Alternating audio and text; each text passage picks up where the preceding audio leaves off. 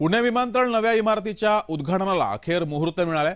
पंतप्रधान मोदींच्या हस्ते 10 मार्चला दूरदृश्य प्रणालीद्वारे उद्घाटन होणार आहे। पुणे मेट्रो पाठोपाठ आता पुणे विमानतळ नव्या इमारतीचं सुद्धा उद्घाटन होणार आहे। मोदी एकाच वेळेस ग्वाल्हेर, पुणे, आदमपूर, कोल्हापूर, जबलपूर, दिल्ली, लखनौ या विमानतळांवरती नवीन इमारतीचं आणि अलीगड, आझमगड, चित्रकूट, मुरादाबाद आणि श्रावस्ती या विमानतळांचं उद्घाटन पंतप्रधान नरेंद्र मोदी यांच्या हस्ते होणार आहे।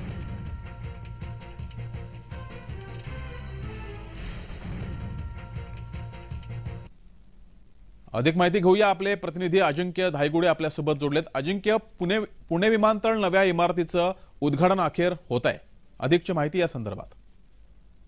हो नक्कीच। गेल्या काही दिवसापासून पुणे विमानतळावरील नवीन टर्मिनलचं काम पूर्ण झालेलं आहे, परंतु पंतप्रधान नरेंद्र मोदी यांच्या व्यस्त कार्यक्रमामुळे या टर्मिनलचा उद्घाटनाचा मुहूर्त लागत नव्हता।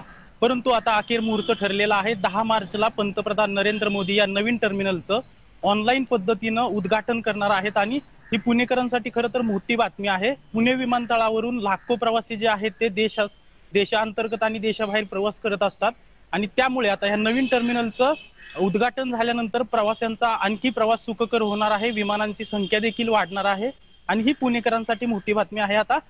आणि या 10 मार्चला जे उद्घाटन होणार आहे ते देशभरातील अनेक पंतप्रधान नरेंद्र मोदी अनेक विमानतळांच्या नवीन टर्मिनल्सचा आणि इतर विकासांचं देखील उद्घाटन करणार आहेत। आता फक्त 10 मार्चची प्रतीक्षा आपल्याला पाहावी लागेल। 10 मार्च नंतर ही सगळी सेवा पुणेकरांच्या सेवेत येईल।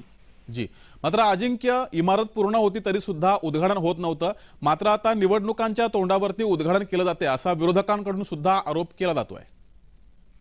हो या अगोदर पुण्यातील काँग्रेस कार्यकर्त्यांनी या ठिकाणी आंदोलन केलं होतं, विमानतळ प्रशासनाला निवेदन देखील दिलं होतं की लवकरात लवकर हे उद्घाटन करा, परंतु विमानतळ प्रशासनाकडून सांगण्यात येत होतं की पंतप्रधान नरेंद्र मोदी स्वतः येऊन हे उद्घाटन करणार आहेत, परंतु पंतप्रधान नरेंद्र मोदींच्या व्यस्त कार्यक्रमामुळे त्यांना इथं येता येत नाहीये।